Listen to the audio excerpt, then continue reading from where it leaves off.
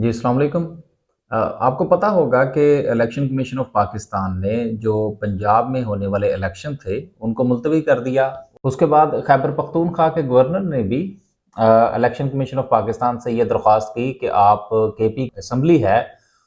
اس کے انتخابات بھی آپ پنجاب کے ساتھ 8 اکتوبر کو ہی کروائیے۔ اس کے بعد پی ٹی آئی جو ہے یہ پٹیشن لے کر سپریم کورٹ چڑھ گئی ہے، اور عدالتیں چڑھنے کا مقصد یہ ہے بیسیکلی کہ عدالت جو ہے وہ اس میں انٹرفیئر کرے، اور اس کے بعد جو ہے وہ اپریل کی 30 تاریخ کو جو ہے یہ الیکشن ہونے چاہیے۔ دیکھیے بات یہ ہے کہ جو کام پہلے ہوا، جو کہ کے پی کے اور پنجاب اسمبلی جب تحلیل کی گئی تو یقیناً وہ بھی ایک غیر آئینی اقدام تھا۔ اس کے بعد الیکشنز کے حوالے سے تاریخوں پر تاریخیں دی جاتی رہیں، اور اس کے ساتھ آپ کو یہ بھی یاد ہوگا کہ صدر عارف علوی نے بھی اس میں اپنا بھرپور کردار ادا کرنے کی کوشش کی کہ کسی نہ کسی طریقے سے جو ہے وہ الیکشن کی تاریخ دے دی جائے، لیکن ایسا ممکن نہیں ہو سکا، کیونکہ یہ ملک جو ہے یہ اتنے زیادہ غیر آئینی اقدامات کا متحمل نہیں ہو سکتا۔ پھر نہلے پہ دہلا سپریم کورٹ نے یہ کیا کہ دباؤ ڈالا، اور دباؤ ڈالنے کے بعد معاملات جو ہے وہ 30 اپریل کی طرف سمٹتے ہوئے نظر آ رہے تھے۔ لیکن چونکہ جس کام کا آغاز جو ہے وہ غیر آئینی طریقے سے کیا گیا ہو،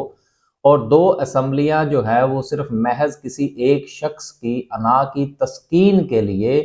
تحلیل کی گئی ہوں،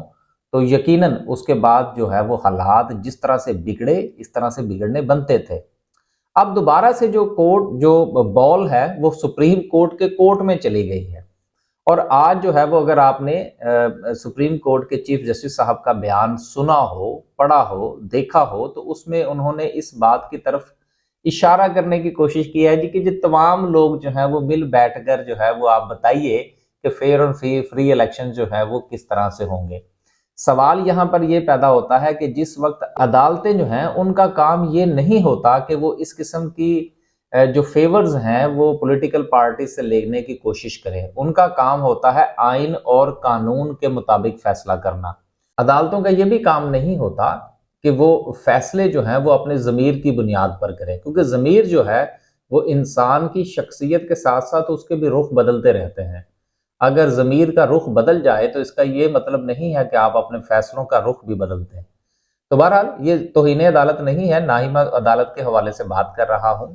سوال یہاں پر یہ پیدا ہوتا ہے کہ جس وقت آپ کا مخالف جو ہے وہ کمزور نظر آئے تو پھر یقیناً لوگ جو ہیں یا جو اوپوننٹ ہوتا ہے وہ اس کے اوپر چڑھائی کرتا ہے۔ اس وقت جو ہے صورتحال اس قدر جو ہے وہ گھمگیر ہو چکی ہے کہ پاکستان کے اندر جو ہے مستقبل قریب میں الیکشن ہوتے ہوئے نظر نہیں آ رہے، اور اگر مستقبل قریب میں الیکشن ہوتے ہوئے نظر نہیں آ رہے تو اس کا مطلب یہ ہے کہ پاکستان کے جو حالات ہیں ان میں مزید تلخی پیدا ہوگی، اور تلخی اگر مزید پیدا ہوتی ہے تو اس کا ڈائریکٹلی اثر جو ہے وہ ہماری اکنامیکل سچویشن پر پڑے گا۔ دیکھنا یہ ہے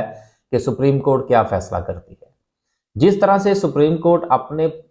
گزشتہ فیصلوں کے اندر بلیک لا ڈکشنری تک کو استعمال کرتی رہی ہے، تو امید یہ کی جا سکتی ہے کہ آنے والے دنوں میں بھی ہمیں کسی بھی قسم کا کوئی انوکھا فیصلہ جو ہے وہ سننے اور دیکھنے کو مل سکتا ہے۔ اس لیے تیار رہیے گا۔ اللہ حافظ۔